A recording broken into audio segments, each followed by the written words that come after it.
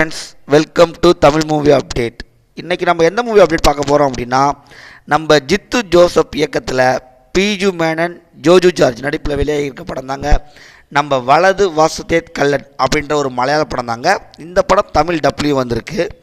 இந்த படம் வந்து பார்த்திங்கன்னா ஒரு க்ரைம் த்ரில்லர் படமாக வந்திருக்குங்க. க்ரைம் த்ரில்லருக்கு நம்ம மலையாள படம் பயங்கரமாக எடுத்துகிட்டு இருக்காங்க. அந்த வரிசையில் இந்த படமும் அதே மாதிரி தாங்க ரொம்ப பயங்கரமாக இருக்குது. ஒரு காவல் நிலையத்தில் சிஐ அதிகாரியாக நம்ம இருக்கார் நம்ம ஆண்டனி சேவியர். அவர்கிட்ட தன்னோட பொண்ணு ஐஸ்ரின் தனது மகளை காணவில்லை அப்படின்னு சொல்லிட்டு சாமுவேல் ஜோசப் வந்து புகார் கொடுக்குறாருங்க.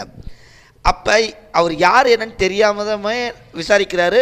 அப்புறம் தான் விசாரிக்கிறப்ப தான் தெரியுது, ஏற்கனவே வேற ஒரு பொண்ணுக்காக நம்மக்கிட்ட சண்டை போட்டவர் தன்னுடைய மகன் முன்னாலேயே கோபமாக பேசிட்டு போனார் அப்படின்னு அந்த போலீஸ்க்கு தெரிய வருது. இந்த நிலையில தான் அவரோட பொண்ணு சடலமாக கிடைக்கிறாங்க. அதுக்கப்புறம் ரொம்பவே சேடாக மாறிடுறாரு அவங்க அப்பா.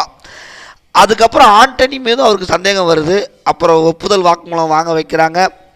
அப்புறம் உண்மையான குற்றவாளி யார், அவரோட மகளுக்கு நீதி கிடைச்சிதா அப்படின்றதாங்க இந்த படத்தோட கதையே. இந்த படம் வந்து பார்த்திங்கன்னா நம்ம டைரக்டர் மிராஜ் அப்படின்னு ஒரு க்ரைம் த்ரில்லர் படம் எடுத்திருந்தார். அதுக்கு அடுத்தது மறுபடியும் அதே பாணியில் இந்த ஜித்து ஜோசப் அப்படின்ற இயக்குனர் இந்த படத்தை எடுத்திருக்காருங்க.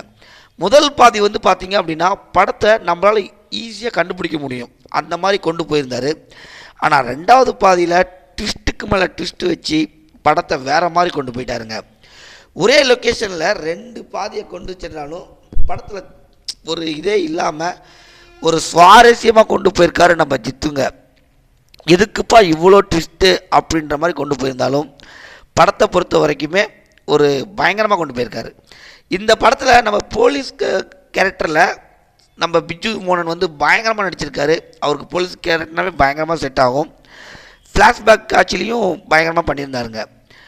அதே மாதிரி நம்ம ஜோது ஜார்ஜ் வந்து பெரிய கேரக்டராக பண்ணியிருந்தாலும் அவர் நமக்கு ஒரு ஏமாற்றமாகவே தான் கொடுத்துருக்காங்க. மற்றபடி படத்தில் பயங்கரமாக பண்ணியிருக்காருங்க. இந்த படத்தில் ஒரு முக்கியமான கேரக்டர் வந்து பார்த்திங்கன்னா நம்ம மியூசிக் டைரக்டர் தான் சொல்லணும். அவர் வந்து விஷ்ணு ஜியாமின்.